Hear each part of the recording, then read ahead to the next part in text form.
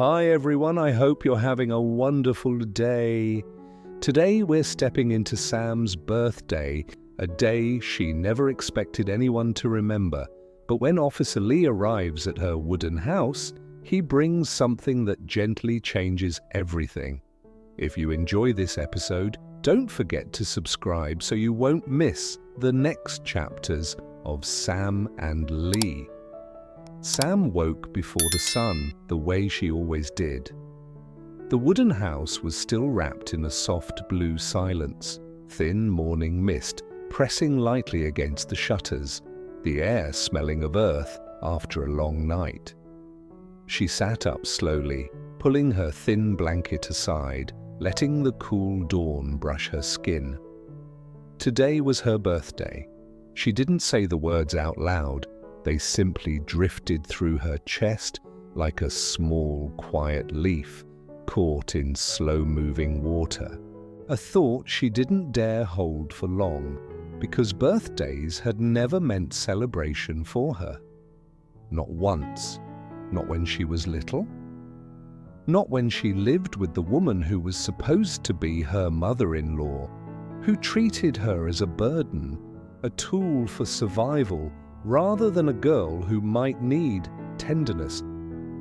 Birthdays in that house had always been another day of work, another day of hunger, another day she was told to go outside and make money in ways that still made her stomach tighten when she remembered. So Sam rose now the way she always had, quietly, without expectation. She opened the wooden door and the early sunlight slipped in as if shy about entering. Thin golden threads ran across the floor. Outside, the garden was waking. Dew clung to the young leaves, the damp soil smelled rich, and the sound of wings rustled from the chicken coop. Sam stepped onto the small porch, hugging her arms lightly around herself. A simple morning.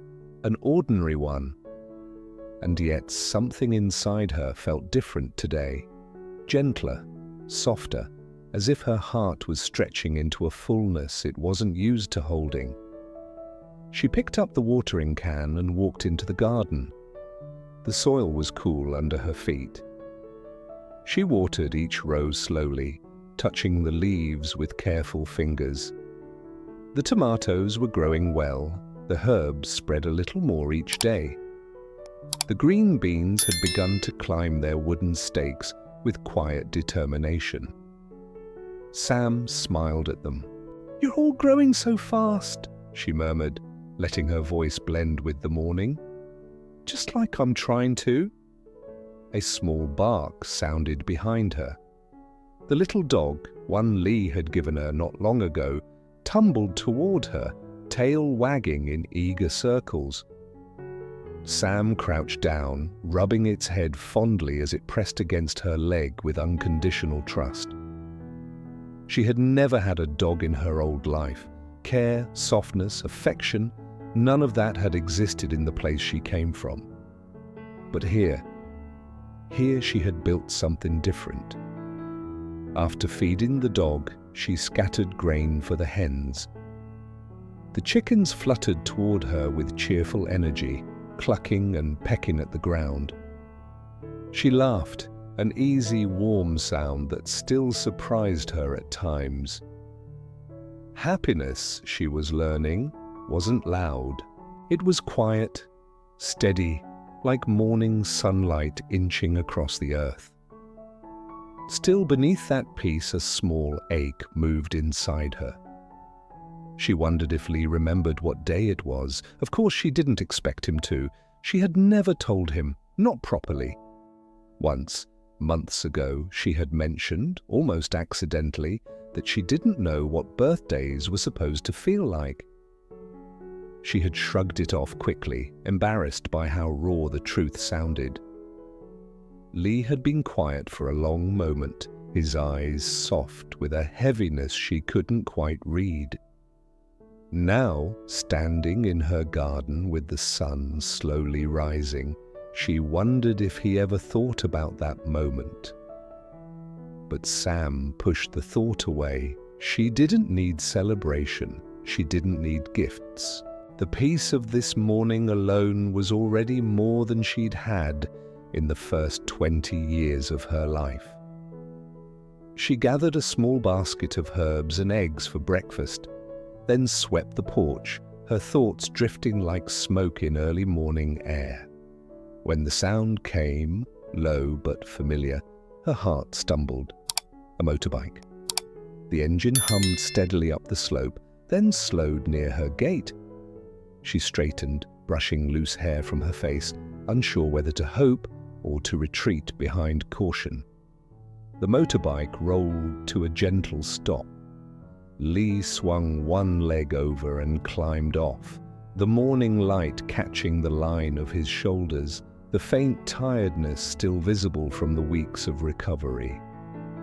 But he stood tall, steady, and when he lifted his face toward her, there was something warm in his eyes, something he wasn't trying to hide.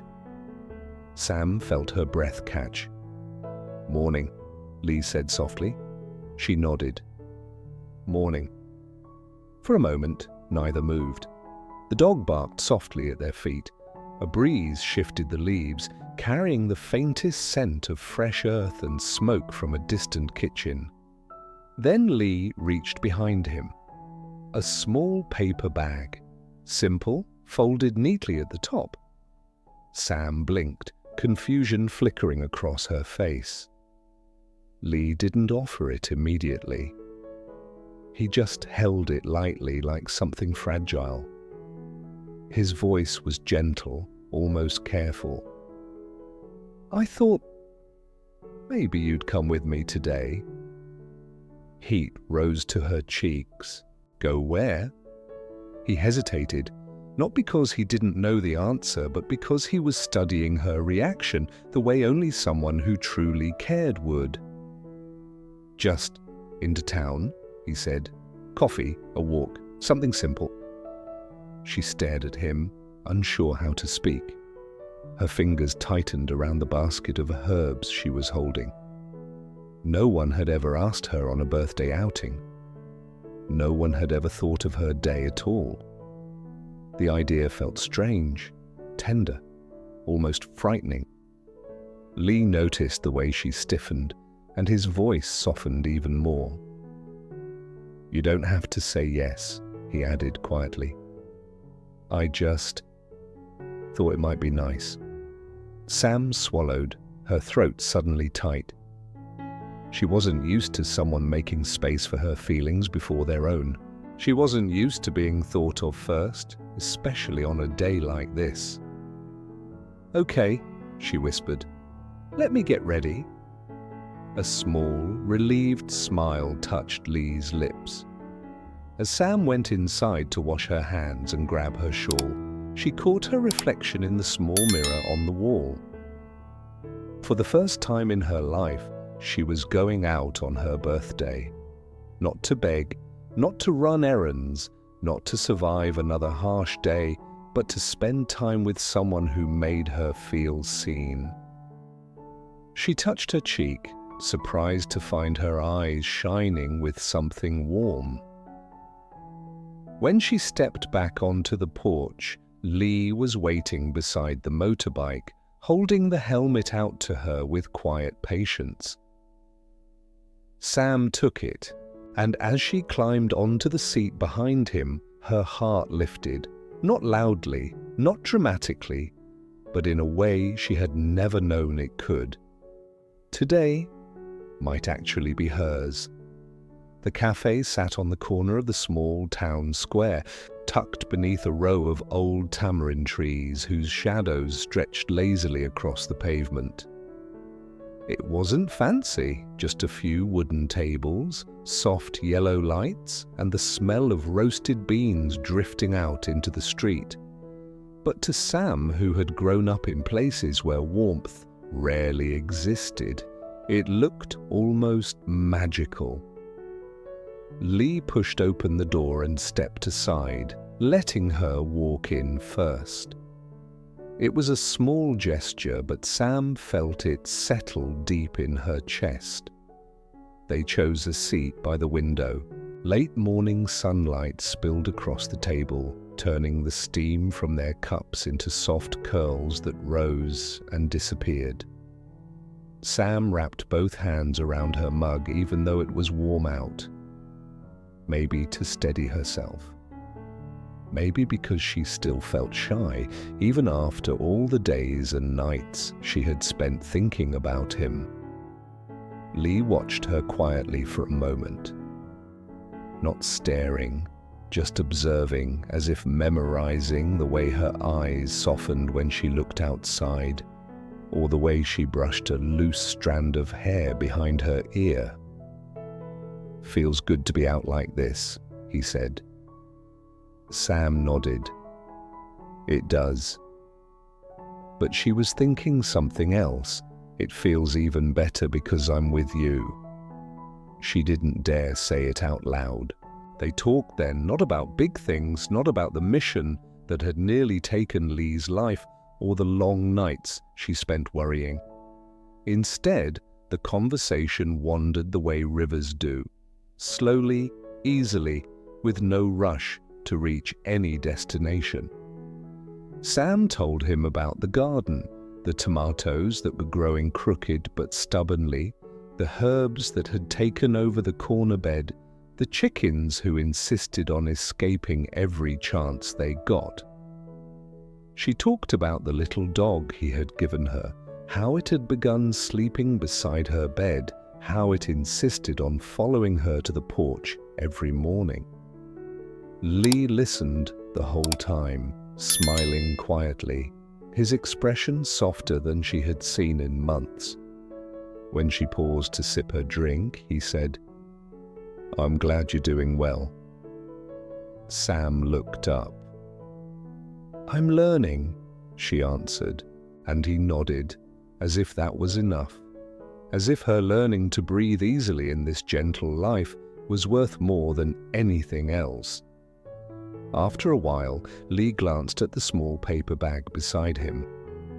Sam noticed the way his fingers brushed the edge of it, hesitant but sure. "Come with me," he said.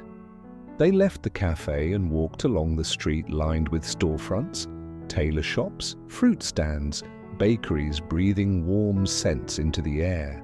Children ran past them, chasing a rubber ball. A couple sat on a bench, sharing sugarcane juice.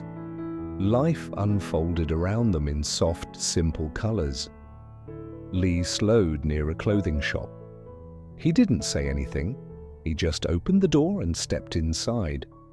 Sam followed, curious and a little unsure. The shop was quiet, filled with folded sweaters and winter scarves neatly arranged on wooden shelves. The first cool winds of the season had already begun to blow through the hills.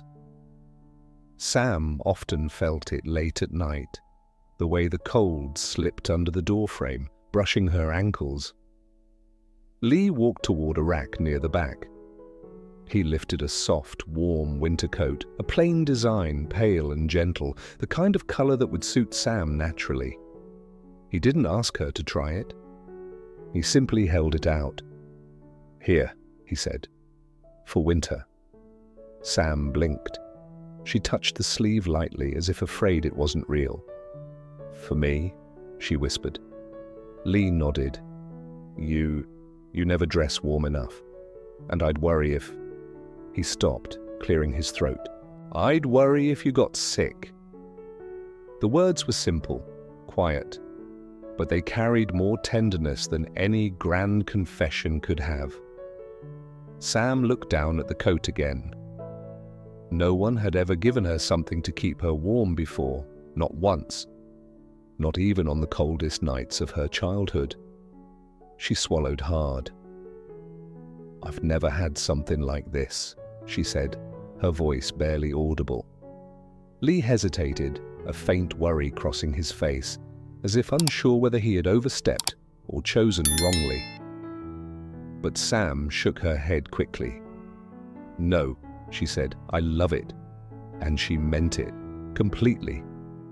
Lee bought the coat without another word. When they stepped back outside, Sam hugged it to her chest, the way a child might hold the first gift they had ever received. The sun was already beginning to lower when they reached the wooden house. The wind had picked up, brushing the treetops, carrying the scent of early evening.